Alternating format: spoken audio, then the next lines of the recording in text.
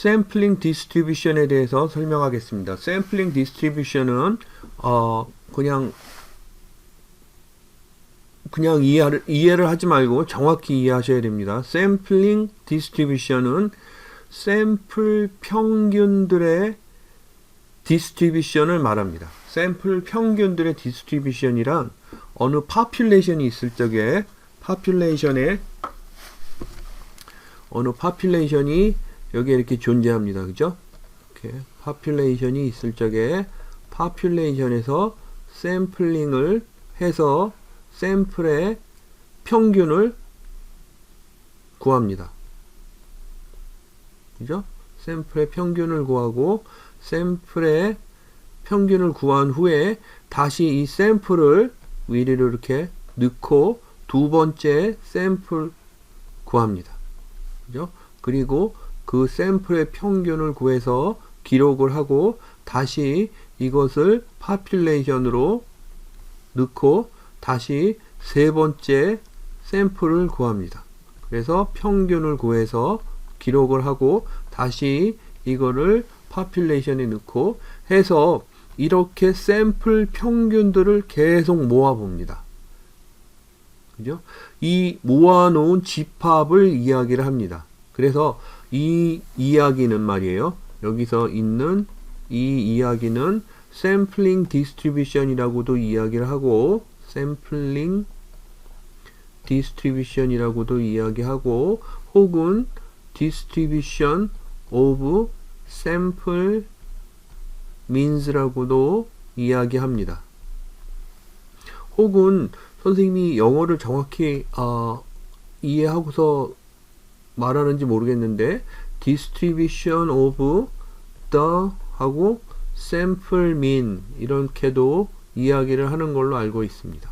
그래서 샘플 평균들의 분포, 샘플 평균의 분포 이런 식으로 이야기를 합니다. 그러면은 이 분포는 어떤 성질을, 어떤 성격을 가질까라는 것에 대한 이야기가 샘플링 디스트리뷰션에 대한 이야기입니다.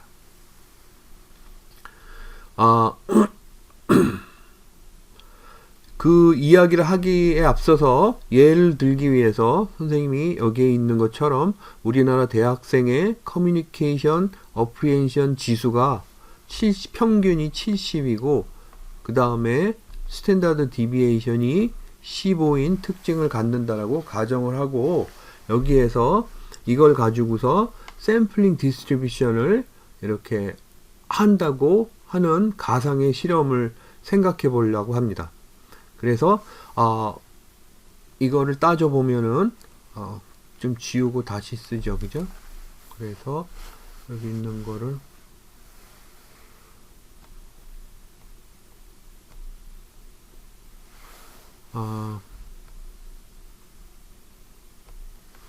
이렇게 보면은 내가 파퓰레이션이 있습니다. 그죠? 파퓰레이션이 있고 파퓰레이션의 평균은 70점이야. 그리고 스탠다드 디비에이션은 15입니다. 그러니까 분산값은 15의 제곱값이겠죠. 그죠?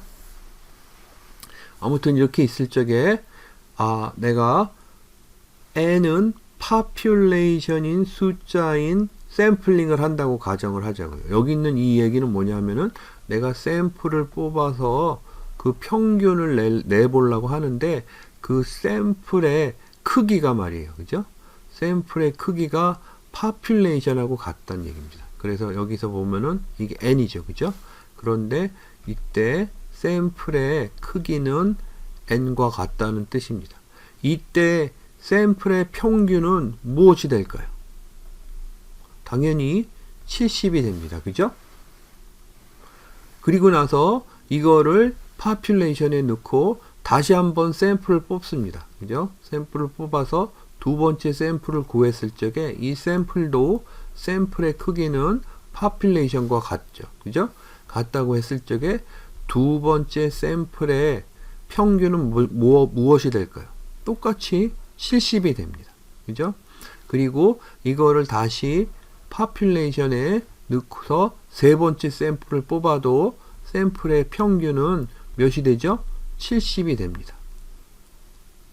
그렇게 해서 계속 구한 샘플의 평균은 계속 어떤 식으로 기록이 될까요? 70, 70, 70 해서 70 이런 식으로 기록이 될 겁니다. 그죠? 그리고 이거를 분포표를 만들어서 그래프를 그린다 그러면 어떤 형태를 띌까요? 그러면 이렇게 있으면은 여기 population의 평균인 70이 있습니다. 그죠? 그런데 첫 번째 샘플의 평균이 70이었고 두 번째 샘플의 평균도 70이었고 70이었고 70이었고 해서 n번만큼 한 샘플이 n이라고 이렇게 적을 수 있겠죠. 그죠?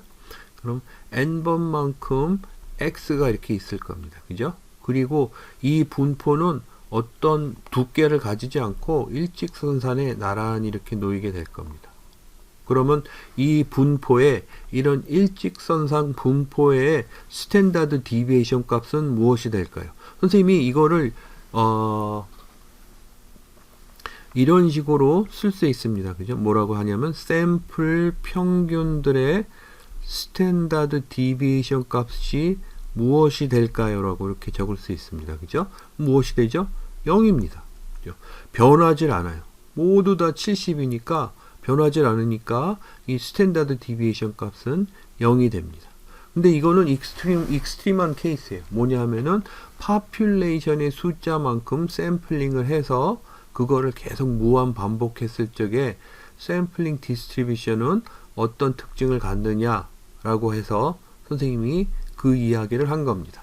그러면 다음에는 다른 경우를 샘플의 숫자가 다른 경우를 가지고서 설명을 조금 더 해보도록 하겠습니다. 그러면 아까는 샘플의 크기가 population의 크기만큼 됐을 적을 가정하고서 그렇게 해서 구했는데 이번에는 거꾸로 샘플의 크기가 n은 1인 경우를 생각해 보자고. n은 1인 경우를 생각해 보면은 내가 population이 이렇게 있습니다. 그죠? population의 평균은 70이고 스탠다드 디비에이션은 15였어요. 그죠? 그리고 분산값은 15의 제곱이었죠. 그죠? 여기에서 내가 샘플링을 해서 샘플의 평균을 구하는데 첫 번째 샘플은 크기가 뭐죠? 크기가 1입니다. 이전에는 대문자 n이었는데 이번엔 1이라는 거죠. 그죠? 이때 이 샘플의 평균은 그 샘플 자체가 될 거예요. 그죠? 그러면은 그 샘플은 몇 점이 될까요? 이렇게 물어보면 이때는 여러분 대답하기가 곤란합니다. 왜냐하면은 70점이 될 수도 있고 71점이 될 수도 있고 80점이 될 수도 있고 점수가 변할 수 있기 때문에 어느 점수다 라고 이야기할 수 없습니다. 그러면 선생님이 다른 걸 물어볼게요. 그러면은 S1이 될 수 있는 점수 중에 가장 낮은 점수가 몇 점이나 될까요? 이렇게 물어볼 수 있습니다. 그죠? 그러면 그 점수는 몇 점일까요? 정확히는 모르지만 말이에요. 선생님이 지난 시간에 스탠다드 디비에이션의 특징을 이야기할 적에 어느 노멀 디스트리뷰션이 이렇게 있고 이거에 평균 값이 있고 그죠? 그리고 스탠다드 디비에이션이 있을 적에 스탠다드 디비에이션 위로 3개 밑으로 3개 갔을 적에 요 전체 면적은 전체 면적을 1로 놓고 봤을 적에 몇 퍼센트나 된다 그랬죠? 99%가 된다고 했습니다. 그죠? 기억하시죠? 이렇게 기억한다 그러면은 요 샘플의 최소값은 어느 정도나 될까? 미니멈 밸류는 어느 정도나 될까? 하면은 여기 있는 스탠다드 디비에이션을 3개를 쓴 값 아래로 내려가고 3개를 쓴 값 위로 올라가서 그 언저리 이런 식으로 대답을 할 수 있을 수도 있겠습니다. 그죠? 그러면 요 3개는 3 시그마 값은 45니까 그죠? 그러니까 최소값은 25점 정도가 될 수도 있고 그죠? 25점보다 작을 수도 있습니다. 나머지 1%가 있으니까 큰 쪽으로는 70에서 115점이 될 수가 있겠습니다. 그죠? 그리고 115점 사이에서도 또 다른 점수가 있겠죠. 그죠? 그러니까 선생님이 말하는 거는 여기 25점, 여기 115점, 여기 무값은 70점이란 얘기죠. 그죠? 그래서 전체 중에 99%는 여기에서 분포하기 때문에 최소값이 여기에서 최대값은 여기다 라고 이렇게 이야기하고 나머지 1%는 익스트림하게 갈 수 있다는 이야기입니다. 아무튼 요 최대값, 최소값 그거를 그냥 유추 정도 이렇게 해보면서 내가 내 샘플의 평균이 어디에 있을 거다 이렇게 생각해 볼 수 있습니다. 그죠? 그리고 이게 최선입니다. 그런데 선생님이 이 상황에서 다른 걸 해보려고 그래요. 어떤 걸 해보려고 하냐면은 n은 1짜리 하나짜리 샘플링을 했는데 그럼 4로 키우면 어떻게 될까? 그거를 여러분들한테 물어보고 싶습니다. 다시 얘기하면은 내가 샘플링을 해서 샘플의 평균을 구해 보려고 하는데, 그죠? n은 아까는 1이었는데 4일 적에 요 샘플의 평균은 어떻게 될까? 라는 걸 물어보고 싶은 겁니다. 그죠? 그러면 여러분들 선생님 생각할 적에 샘플의 그러니까 개수가, 사이즈가 4인 경우와 1인 경우를 이렇게 놓고 봤을 적에 아까 이야기했던 25부터 115 사이에서 샘플 평균이 발견된 확률이다, 발견될 거다 라고 선생님이 예측했었는데 n이 4일 경우에는, 그죠? 요거는 n은 1일 경우에 최소값, 최대값, 언저리가 요 정도 될 거다 라고 했는데 n은 4일 적에 25가 평균일 확률이 n은 1일 적에 25일 때보다 클까요, 작을까요? 이거는 구하기가 더 어렵습니다. 왜냐하면은 연속으로 4개가 다 작은 숫자가 나와야지 25가 나오거든요. 그죠? 다시 얘기하면은 이때에 n은 4짜리, 4개짜리 요 사이즈에 있어서의 샘플 평균은 최소값이 25보단 큽니다. 그죠? 그래서 그렇게 구한 샘플이 여기 이렇게 있고 두 번째 샘플을 구할 수도 있고 세 번째 샘플의 평균을 구할 수도 있고 해서 이거를 계속 기록해 볼 수 있죠. 그죠? 그리고 이렇게 기록한 거를 가지고서 분포표를 만들 수 있습니다. 그죠? 그러면 또 다른 예로 하나를 더 들으면 n은 S1에서 n은 25 라고 가정을 하자고요. 그럼 25개짜리 샘플을 구하면은 이 샘플의 평균은 말이에요. 그죠? 가장 작은 숫자 25가 나올 확률이 1보다 클까요, 작을까요? 작죠. 그죠? 4보다 샘플 사이즈가 4보다 클까요, 작을까요? 이거 더 작습니다. 왜냐하면은 25 근처에로 평균값이 나오기 위해서는 이렇게 나오기 위해서는 작은 숫자가 연달아서 25번은 나와야지 25회 근처에 이렇게 나오거든요. 그죠? 따라서 이건 더 어렵습니다. 그래서 이때의 최소값은 25보다 더 크고 n은 4일 적에 그 어떤 것보다 더 클 거예요. 그죠?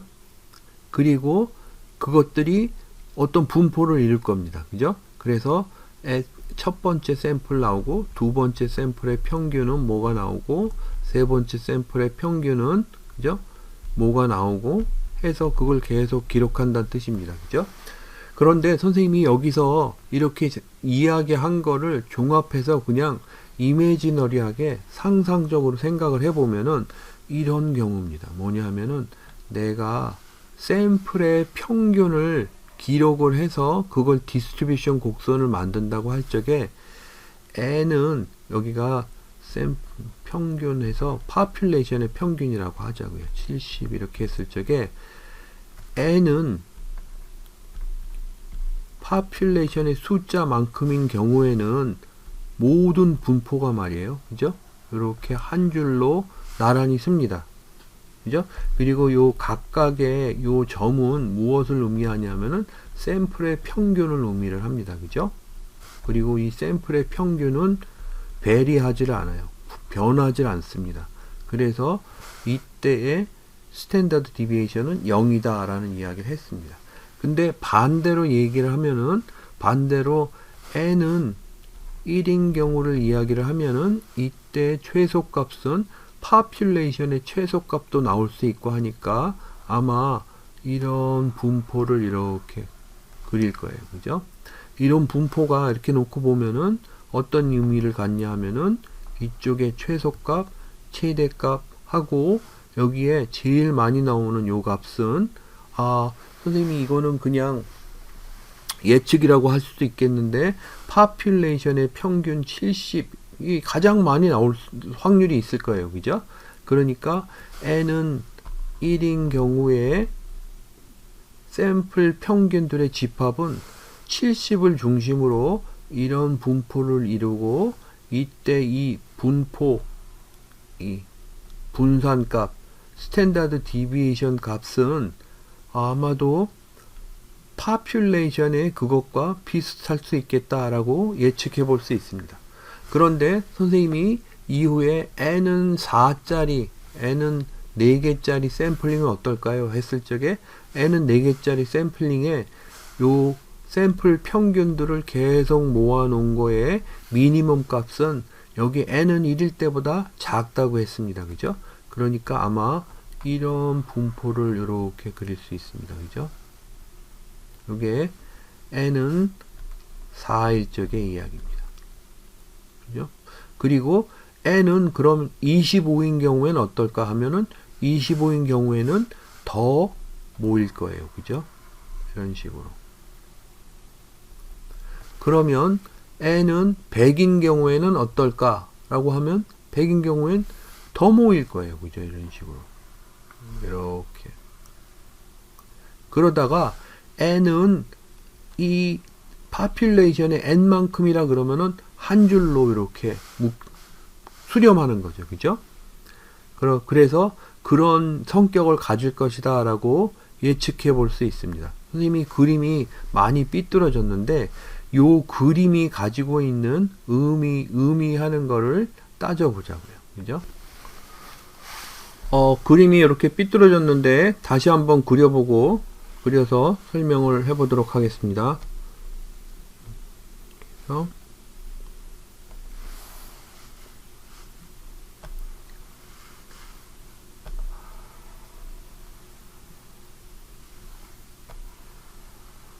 그럼 여기가 이렇게 이런 분포를 이룬다 그랬죠. 그죠? 그리고 요 선이 가령 n은 4일 적에, 그러니까 샘플 사이즈가 4일 적에 그때 샘플 평균들의 집합, distribution of sample means, 샘플링 디스트리뷰션 곡선이라고 이렇게 하자고요. 이때 이 곡선이 보면은 이렇게 선생님이 그냥 인투이티브하게 노멀 디스트리뷰션 곡선을 이렇게 그린다라고 이렇게 봤는데, 요때, 가령 말이에요. 내가 여기에 요 점수가 나올 확률은 요만큼일 겁니다. 그죠? 그런데 여기에 요 파퓰레이션의 평균과 같은 점수가 나올 확률은 더 많을 거예요. 그죠? 그리고 이때 요 개인 요 점수가 발견될 확률에 요거는 어떤 의미를 갖냐면은 한 샘플의 평균입니다. 그죠? 여러분들 기억해야 되는 게 요게 개인 점수를 구해서 기록한 것이 아니라 한 샘플의 평균을 기록한 겁니다. 그 n 샘플이 n은 4라는 공통점을 갖고 그걸 무한 반복해서 구해서 디스트리뷰션 곡선을 만든다고 했을 적에 그 이야기입니다. 그죠?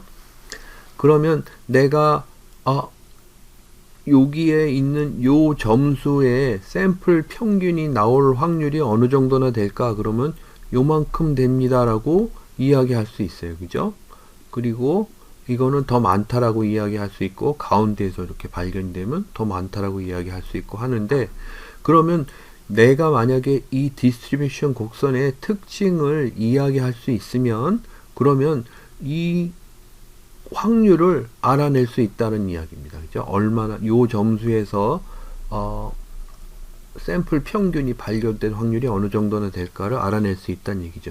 이렇게 알아낼 때 쓰이는 거는 스탠다드 디비에이션의 특징이 이용이 됩니다. 선생님이 스탠다드 디비에이션의 특징은 뭐라 그랬죠?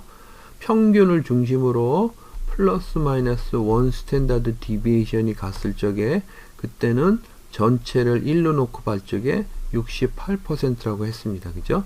그리고 스탠다드 디비에이션 위아래로 두 개 갔을 적에는 95%라고 이야기했습니다.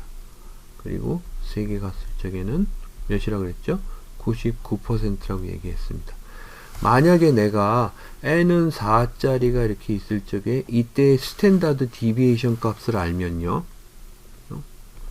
그래서 스탠다드 디비에이션이 하나 이렇게, 그리고 여기에 둘, 그리고 여기에 셋 이렇게 갔을 적에 내가 만약에 요 스탠다드 디비에이션 값을 알면은 그러면은 내가 샘플링을 한번 했을 적에 그 샘플의 평균이 어디에서 발견될까 했을 적에 정확히 한 포인트를 이야기할 수는 없어도 내 샘플의 평균 점수가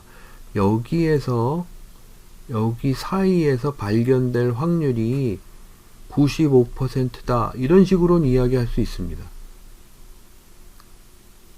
그죠?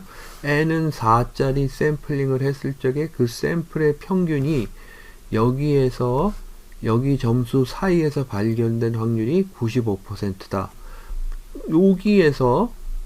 여기 사이에서 발견된 확률은 몇이죠? 68%입니다. 그죠?